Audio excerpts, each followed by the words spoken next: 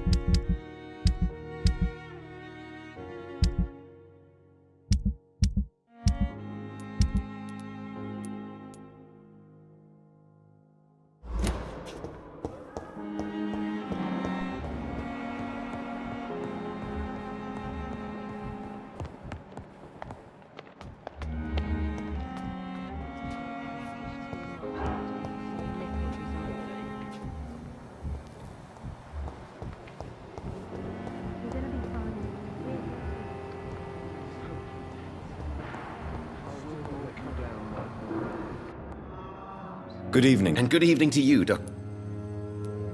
I have managed to improve the mixture by diluting it. Have you ever heard of Sir Joseph Francis Olive, or the placebo effect? No, I don't think so. Why? A placebo is a substance or procedure that has no actual physical effect. You made a placebo of my project. Why? Research has established that a placebo, as long as the subject believes in the effect, can provoke a positive physiological reaction. Really? That's fascinating. And you want me to, what, administer the placebo and see what occurs? Something like that, yes. Well, I'm a bit surprised, but I trust you, Dr. Reed. Please take the key to my cabinet and put this placebo there for future use.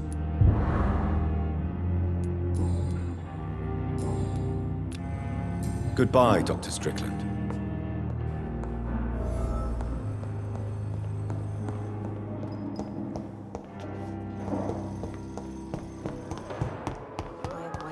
Too much energy for so little result.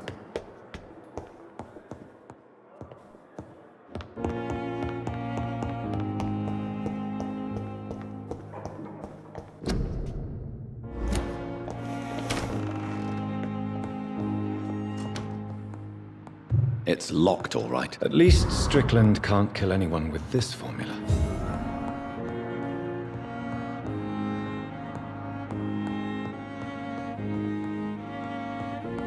It's locked. It's locked, all right.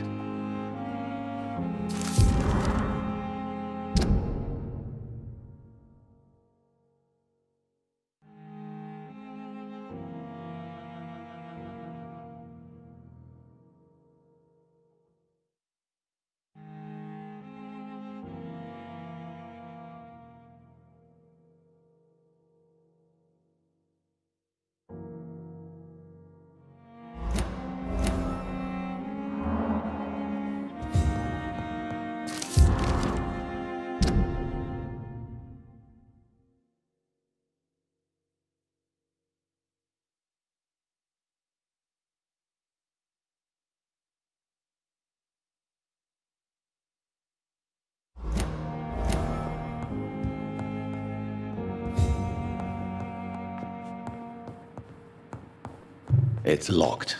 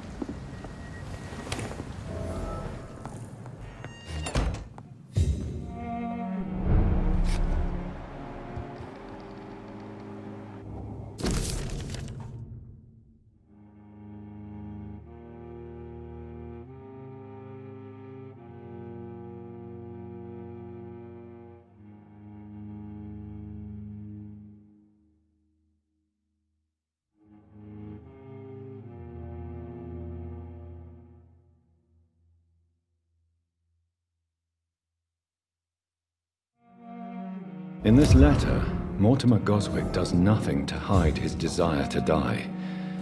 I could give it to his mother, but doing so would betray his trust.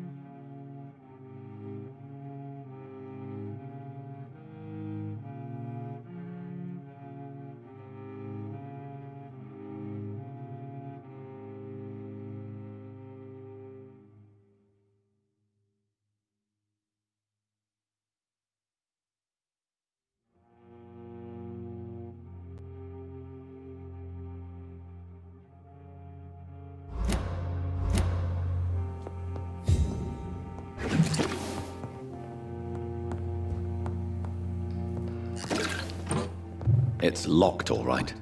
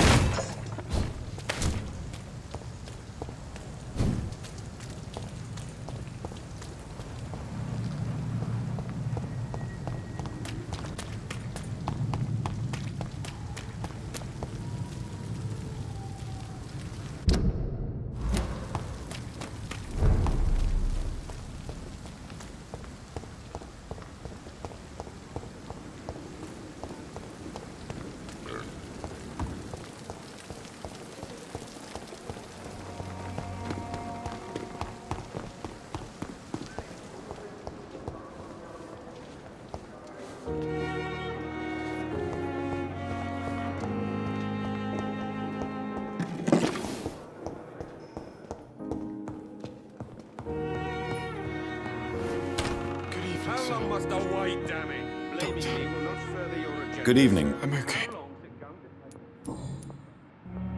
Your medical report says you're not affected by the Spanish flu. What do you think of that, Mortimer? Does it make me happy? Not in the slightest. If it was up to me, I would have left this place long ago.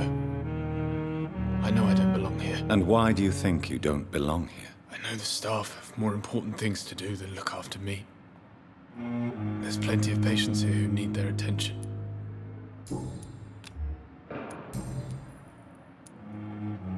I've read your letter, Mortimer. You wrote about an unbearable feeling of despair, while the world crumbles around you.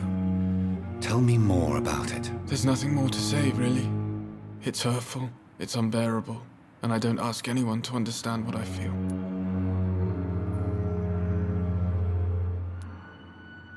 The world is bleak, but maybe the pain we feel is the best compass for making it a better place. How can we repair the world, Dr. Reed, when mankind is the biggest problem? Yes, the world will be a much better place when we're gone. What can you tell me? I had shouting coming from the first floor. I was asleep when it... I have retrieved your letter, Mr. Goswick. I can assure you that nobody read it but me. Thank you. This is for you, then. For your help. And for your silence. I think you should talk to your mother. It would be good for both of you. Thank you, Dr. Reed. I'll think about it. Now, please, let me be. I have to go now, sir. Good evening, sir. Doctor. Good evening, Doc. I've read your son's medical report, Beatrice. It's not the flu or anything life-threatening. What has you so worried? He was at death's door when he was brought here. I just want him to be better as soon as possible. He's not out of the woods yet, you know. He might need to stay here longer than expected. Take care of him then, Dr. Reed. People here only seem to focus on contagious patients. I worry my poor Mortimer will be neglected.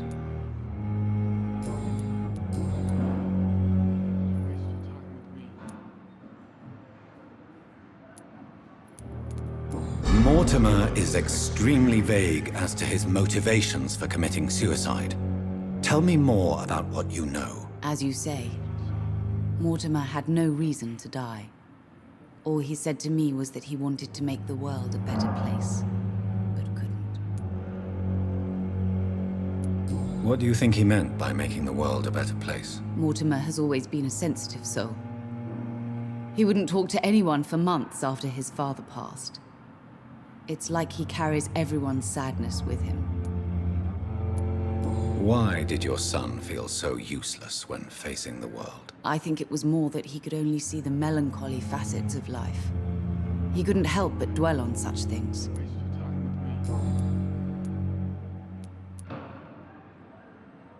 I have read your son's suicide note. It was not an impulsive gesture, nor was it his first attempt. He threatened to kill himself a few times before. But I never thought he would dare to punish me this much. Punish you? Why? I've known for a long time he was not happy with his life. But I always hoped he cared enough to avoid making me suffer like this. Do you realize your son could try to kill himself again?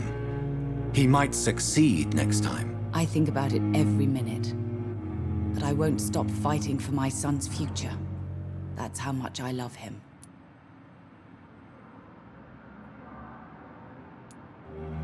You're right. Your son's death was not fatal. And unlike many on their own, he is lucky to have you by his side. I can't give up on him. I just can't. I have conceded many times in my life, but giving up on my son is something I am incapable of.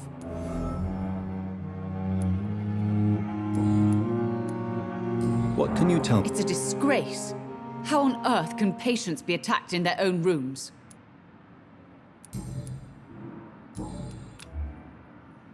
Goodbye, Mrs. Goswick.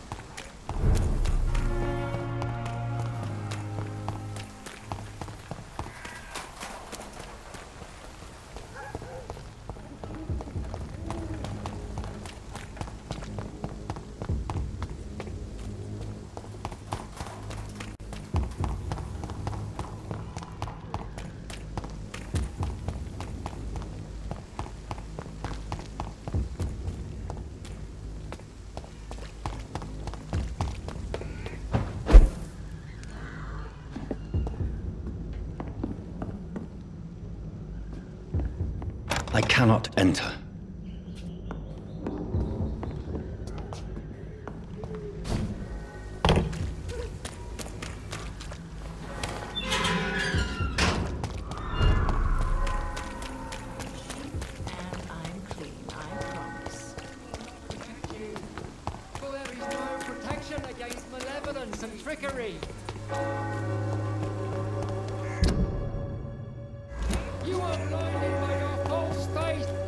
Imprisoned by your daily routine.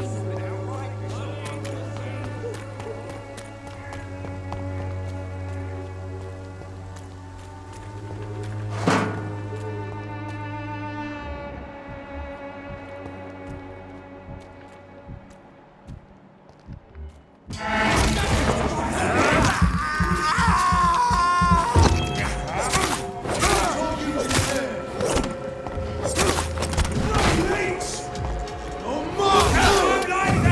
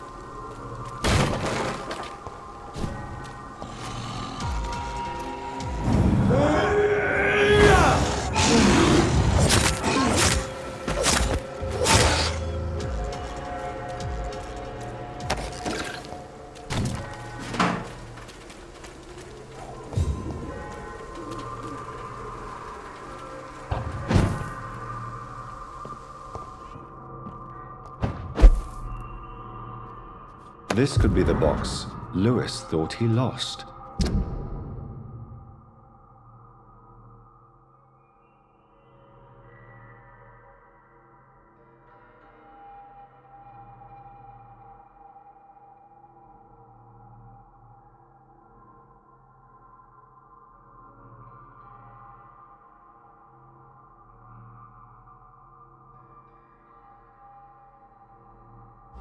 A love letter from Joe Peterson's wife, addressed to Barrett Lewis.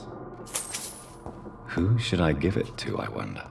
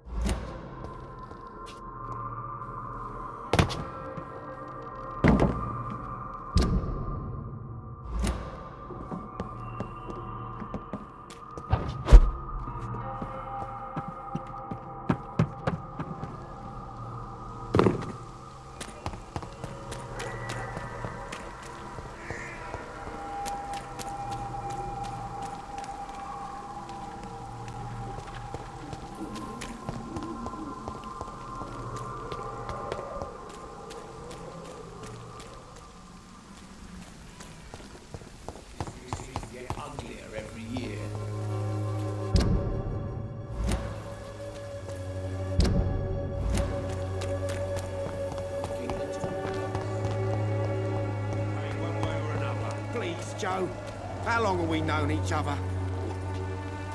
You again?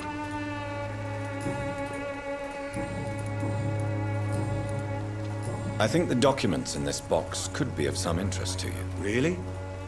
Where'd you get it? I found it in an abandoned building nearby. I thought you might want to keep these letters. Let me see.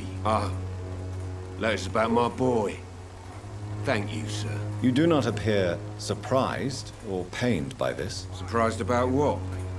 Harry's my son, I'm his father, and that's all there is to know, don't you think? Yes, I suppose you're right. Here's a little something for your trouble. And to remind you to keep your mouth shut about all this.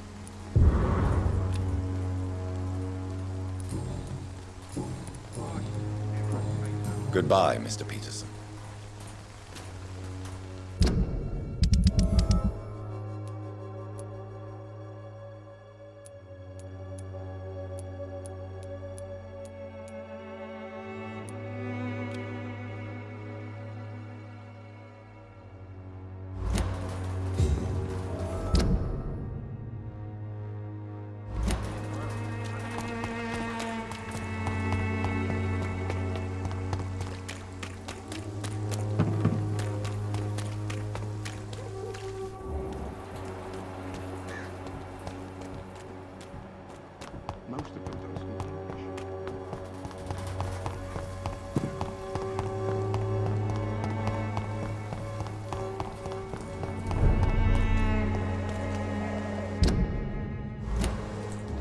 This is not the place for you, sir. Over there! There's one of them vermin! Boom!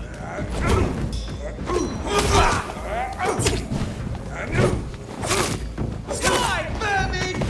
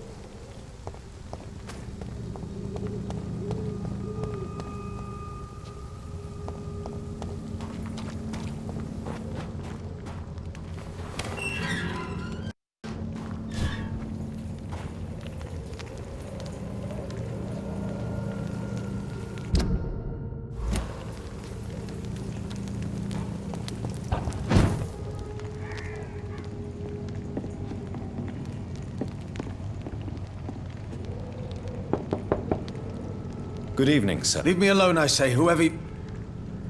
All right.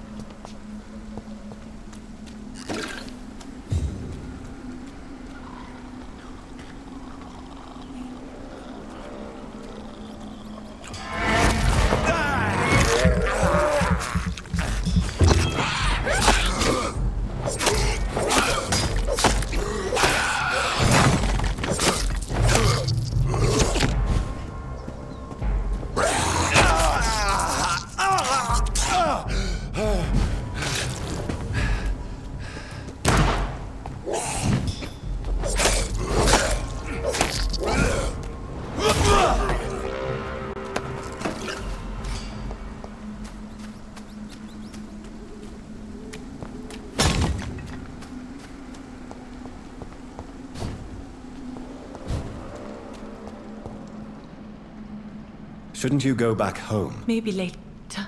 But for now, I need to talk to my husband at the cemetery, Mr. Reed.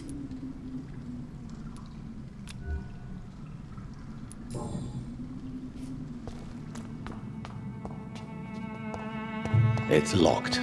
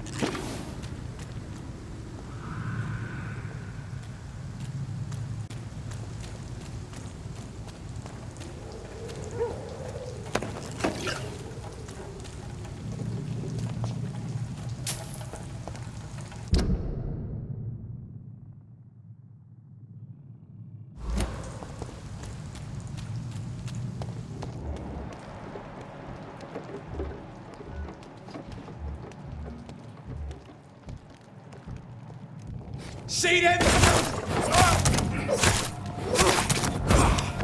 Easy does it, boys.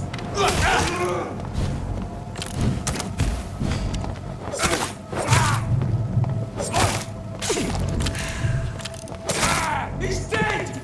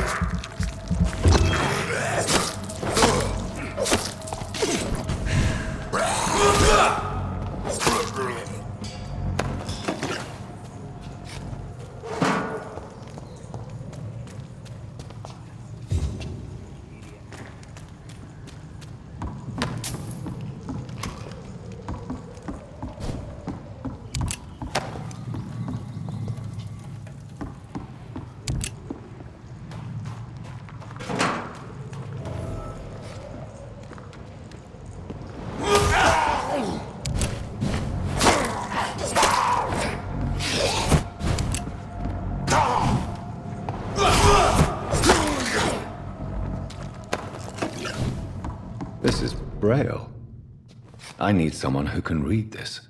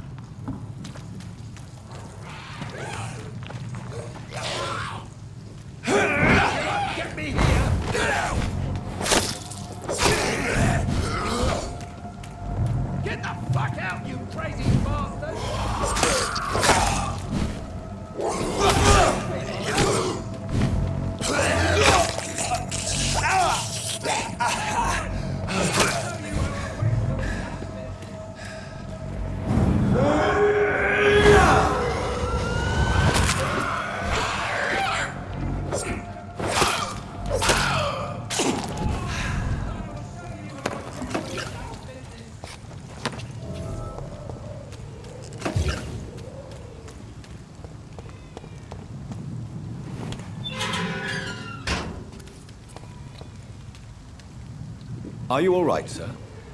What are you doing in a place like this? I'm not sure that's any of your business. I hope you realize that staying here will put your life at great risk. Pah! I'm not afraid of these guards of Priwen, or whatever these thugs call themselves. I can still kick some respect into those youngsters. I wasn't specifically referring to them, but are you really after these men? Why? They took my boy! I've had no news since he joined that crazy gang. So I decided to come and find him myself, to get some answers. I see. But as I said, your life is at risk if you stay here. And I'm not referring to the gangs either. You should leave, sir. Well, this part of town used to be nicer, let's say. Perhaps you're right. This isn't the best way to save Andrew.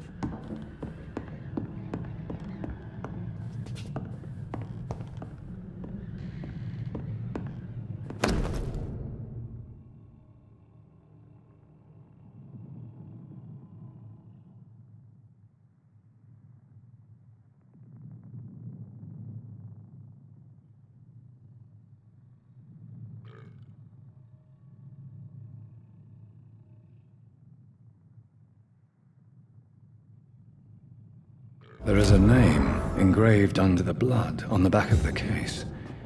Jack Gillingham. Maybe I should return this watch to his family.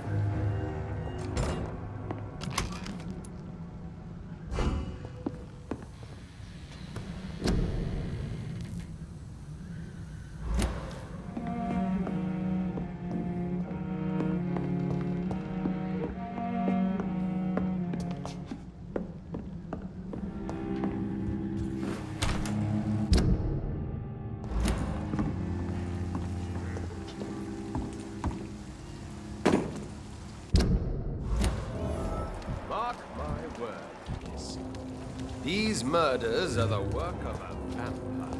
The sewer dog's fault, they say. Then the gang. Good evening, miss. I am Dr. Reed. May I ask you a few questions? Who are you? What do you want? As I just told you, I'm a doctor. From the Pembroke Hospital, actually. The Pembroke Hospital, you say? I ain't paying any bill left by Clay. I'm not here to collect payment, Miss... Miss Edwina Cox. So what do you want then? Fancy buying something from me, maybe?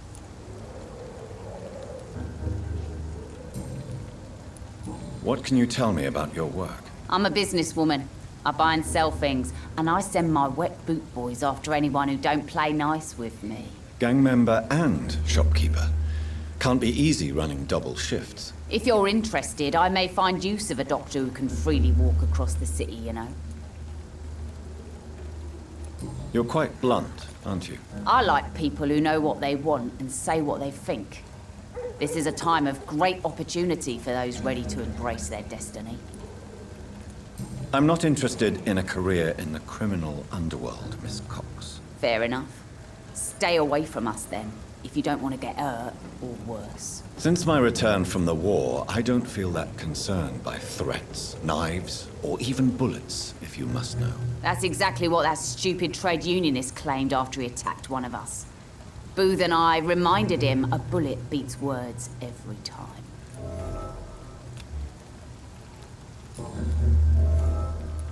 What can you tell me about this part of town? You can't trust anyone around here. As soon as you lower your guard, you can be sure some arsehole will take advantage of you. You sound like you're thinking of somebody in particular. Take the gravediggers of Southwark. They must pay me every week, but it looks like they forgot who gave them permission to steal from the dead. Looting corpses in a mass grave. That is a new low. Whatever. Hey, since you're a doctor and all, maybe you can access that forbidden area and remind those bastards what they owe. Really? Don't you think that's a little bit excessive? Bastards, all of them. This region only responds to violence and threats.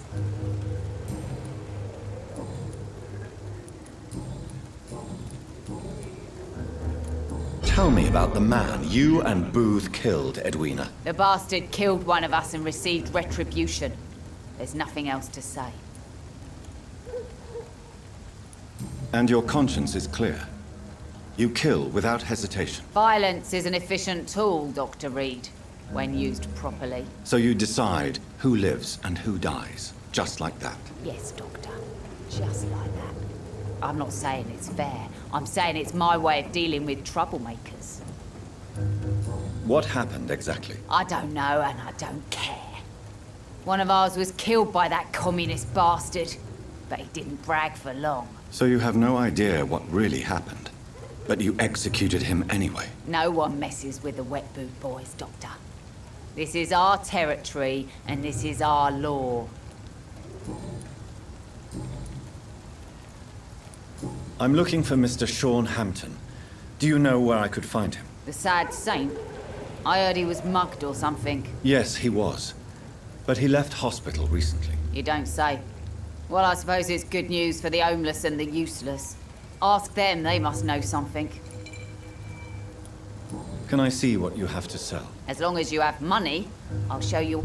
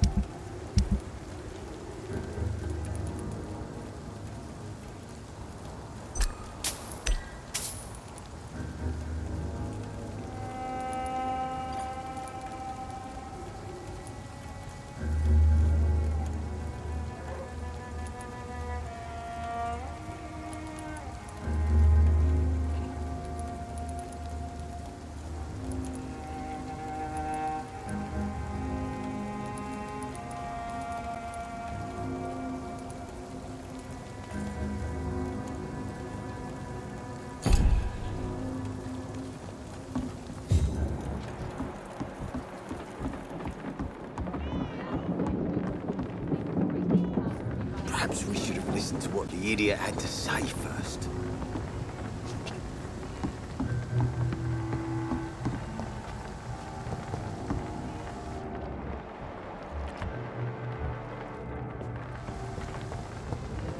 I must look a fool.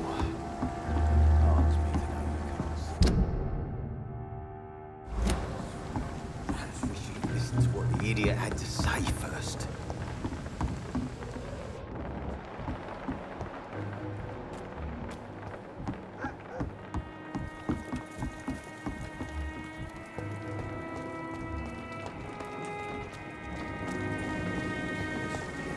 Not a drop of blood left in his body. This is the work of a vampire. Good evening, sir. Have you witnessed any suspicious activity or strange events recently? And what do you define as a strange event? More to the point, who are you? My name is Ichabod Throgmorton, vampire hunter extraordinaire and warden of the East End. A vampire hunter? Really? I know what you're thinking.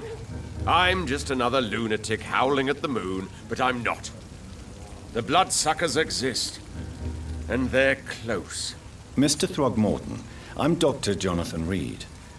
I'd like to hear more about these vampires you're hunting. A man of science? Well, I'll be glad to enlighten you.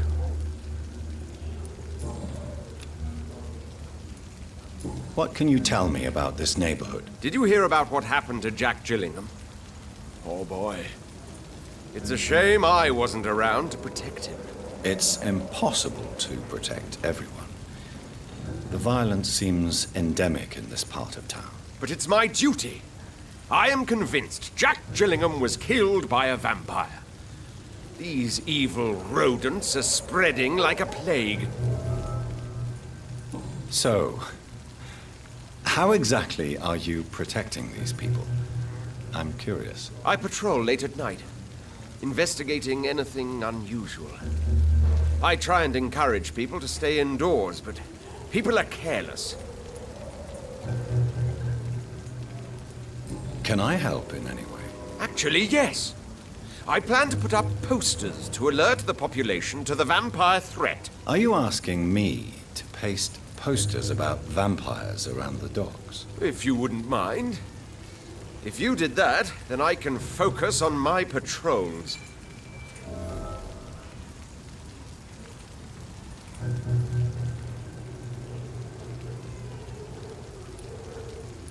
How do you identify a vampire? It's simple, really. They can't stand daylight. They're afraid of garlic and holy symbols. They also cannot enter a house without being invited. Have you ever killed one of these creatures? Yourself, I mean. Of course I have. What kind of question is that? It's a dirty business, believe me.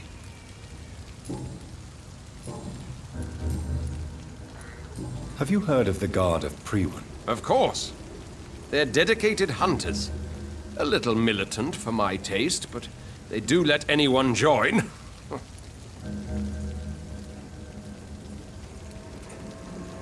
Were you ever tempted to join the Guard yourself? I did think about it, but I'm more of a silent hunter. They're more of a sanitary militia. So you hunt alone? That sounds risky. Vampires are just like every other predator. They hunt when they're hungry and follow certain patterns.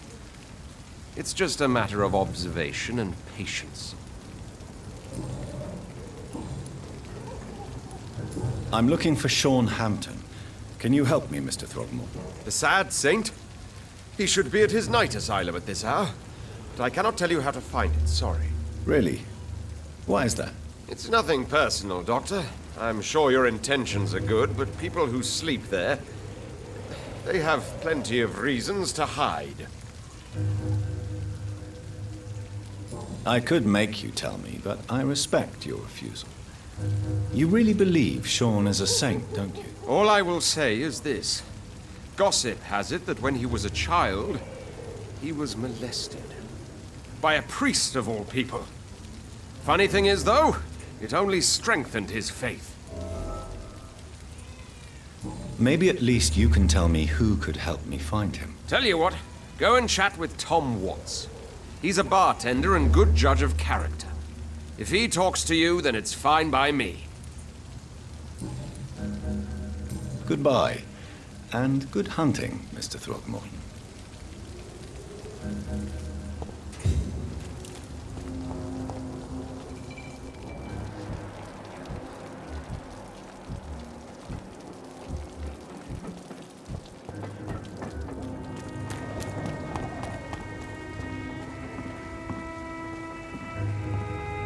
Good evening, sir. Who the fuck are you? Don't you see I'm busy here? Dr. Jonathan Reed, that's who I am. And who are you? Ah, some fancy gentleman we've got here. Clear off. We don't want strangers on our streets. So you won't tell me your name, then? The name is Booth Digby. Maybe I'll ask my boys to break one or two of your bones, just so you remember it. Are you some kind of vigilante patrolling these streets at night? Something like that, but the police aren't in charge here. We are, see? So you're a concerned criminal, is that it? Using funny jokes about me and my boys, are you? Fuck. You must have some balls. I saw many men like you during the war, Mr. Digby. Greedy little cockroaches who feed on despair. I could kill you for saying that. But, nah. You've been a soldier. I can respect that. So, tell me about your gang, then. What? Have you got a death wish? You really want me to answer that? Well, yes. You seem so proud of your status. Why not tell me who you're working for? Oi! I'm the boss, all right? The wet boot boys work for me. All of them. Situation round here is better than other districts because of us. Because of me. What can you tell me about this part of town? Things ain't that bad, thanks to us. We give people what they need, and we control this borough. Well, you're not doing a very good job. People are still dying here, like everywhere else. Yeah, well, we can't be everywhere all the time. And Edwina says if we can find more guns, we could be more efficient. More efficient? Really? You should probably tell Edwina that guns are useless against diseases and infections. Incredible. You know what? You're lucky she can't hear you right now. She's more smart than patient. My sweet queen of the docks. Do you know where I can find Sean Hampton? I need to talk to him. The sad saint. Why on earth do you want to talk to him? He was one of my patients at the Pembroke Hospital. Oh, yeah. I heard the poor bastard had been abducted by some cunt. You better ask Tom Watts. He knows Sean Hampton well. Goodbye, Mr. Digby. The sewer dog's fault, they say. Then the gangs, the epidemics, everyone's throwing the blame.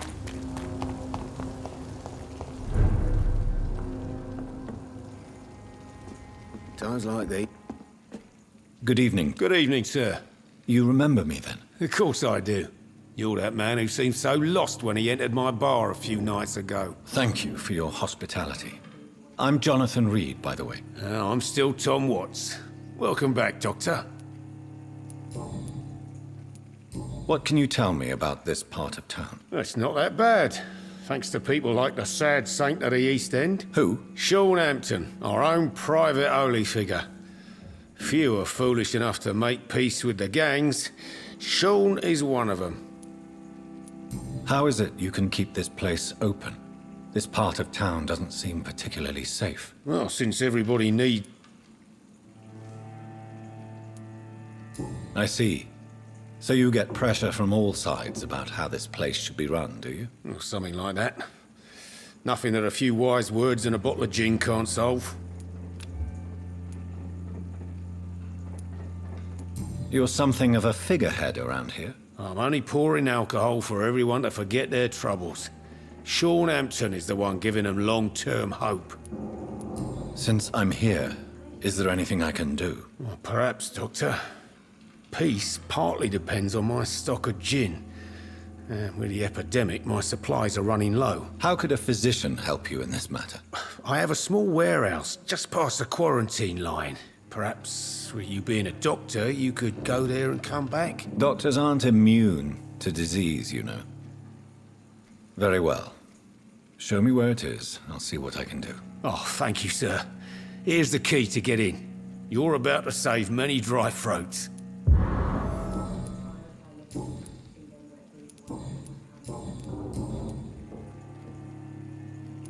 Sabrina seems very fond of you, Tom. I like her too. I really do. I know I'm her boss, and I'm much older and all. But I like her, for sure. What is bothering you, then? Sabrina is an angry one. She wears it like a coat. I'm not sure I can make her shed that anger. It hurts to see her like that. Tom, I need to find Sean Hampton as quickly as possible. I've been told you could help me. I heard the sad saint was recovering at Pembroke Hospital. Did he leave or something? I believe he returned to his flock. Can you confirm that? Oh, I bet you're right. Sean can't help but worry about the poor and sick. Oh, I guess it has something to do with what happened to him as a baby. Please, tell me. Well, I don't like to gossip, but I heard that the sad saint was abandoned as a baby in front of a Catholic orphanage in Dublin. That would explain his faith and need to help everyone. The important thing is I find him, quickly. Why not try his night asylum? He takes care of those who need a meal or a roof there. Where is it? It's in an old warehouse, northwest of here. Just follow the bank to the west and go north when you reach the end of the pier. Goodbye, Mr. Watts. So few clients. What with the epidemic, no one dares go outside. Evening, miss. Well, I never. That's a first. Customers who make that much mess rarely come back. Never mind in fancy togs. I'm much more myself than when we first met. By the way, I'm Jonathan, Dr. Jonathan Reed. Welcome back to the Turquoise Turtle then, Doctor. I'm Sabrina Cavendish. How can I help you? What can you tell me about this area? People don't appreciate that line of questioning round here. You best be more careful with what you say, sir. You look concerned, Miss Cavendish. This is a bad borough. Most people I know are afraid. Most locals will rob you blind, or worse. You best mind your step. If you're uncertain about your safety here, the docks might not be the right place for you. I got responsibilities. And it's not like I got the money to move anywhere else anyway.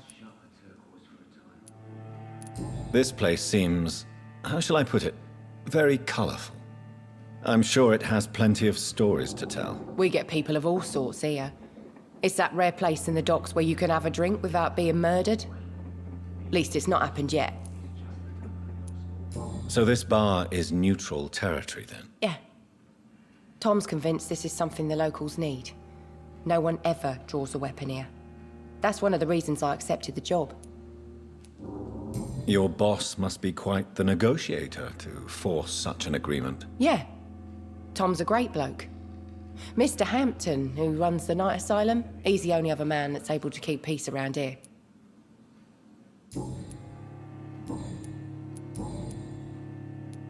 Excuse my curiosity, but where exactly are you from, Miss Cavendish? Something bothering you?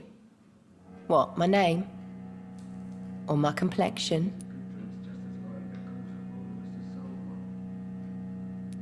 Believe me, I never judge someone on their place of birth or the color of their skin. If that's true, you'd be one of the few not to make fun of me.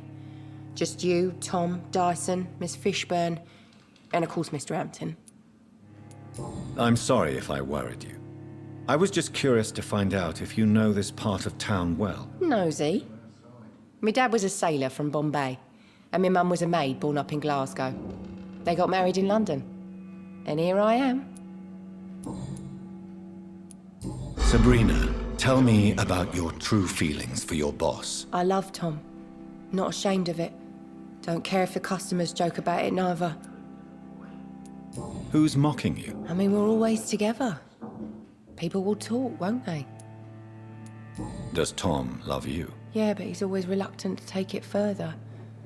It's not because I'm younger, or because of the colour of my skin. He hates jokes about us. Miss Cavendish, would you be willing to help me locate Sean Hampton? You better ask Tom, sir. Why not answer me directly? We respect the privacy of our customers here, sir. Only Tom can decide who to speak to and what he'll say to them. Goodbye, Miss Cavendish.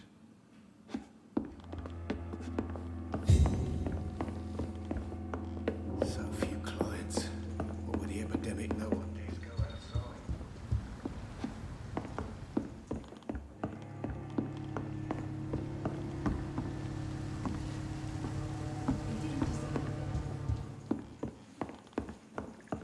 Times like these, a good drink's justified.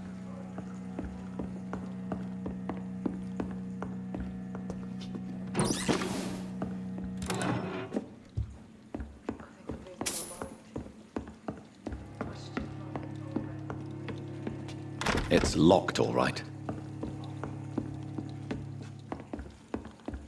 The boy, be he cursed or not, he's just another lost orphan. I hope I live long enough to see them wet boot boys get what's coming to them.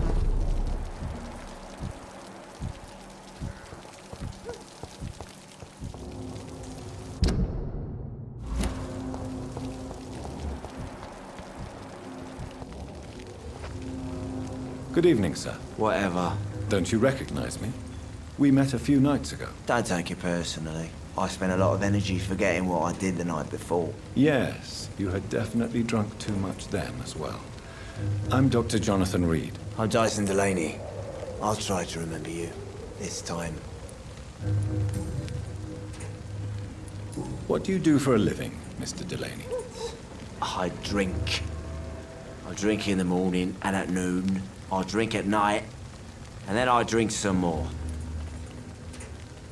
Don't you work at all? I'd love to, but I don't have the time. Didn't I tell you? Drink in the morning and at noon. I drink at night. Why do you drink so much? Maybe it's because I prefer dying slowly. Death can be so abrupt. Personally, I like to see mine coming at my own pace. You sound very sad, sir. That's because I am, Doc. Is there anything in particular that you like about this part of town? Except for the cheap drinks, I mean. How dare you say such a thing? I love this neighborhood. So friendly, so joyful. Why are you so cynical? Cynicism is the polite way to express despair, Doctor. No reason at all to rejoice, then? Life is hopeless and then we die, is that it? Let me tell you a story. All right. Go on. A few years ago, when I believed a resolute man could change things around here for good, a tragedy occurred nearby. What kind of tragedy? It was a bomb. A bomb that exploded and killed many people. Metal and blood everywhere. Shouts, fire, broken window of the shoe shop, the torn street light.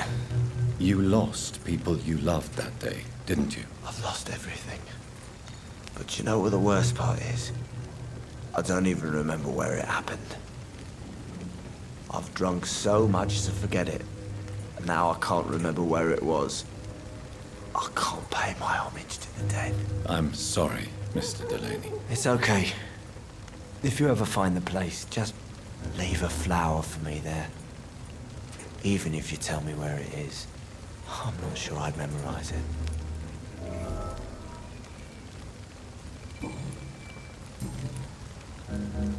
Surely you must have had dreams and expectations when you were young, like everybody else. Sure. I wanted things to change. To really change, and to change for good. The bigger the dream, the harder the fall. Sounds like you were an idealist, which is honorable. No, sir. I was an anarchist, and I believed that exclusive property is a robbery in nature. I wanted a new world to rise from the ashes, Dr. Reed. Do you really think the world is that bad? No, I believe we all can choose to make it better.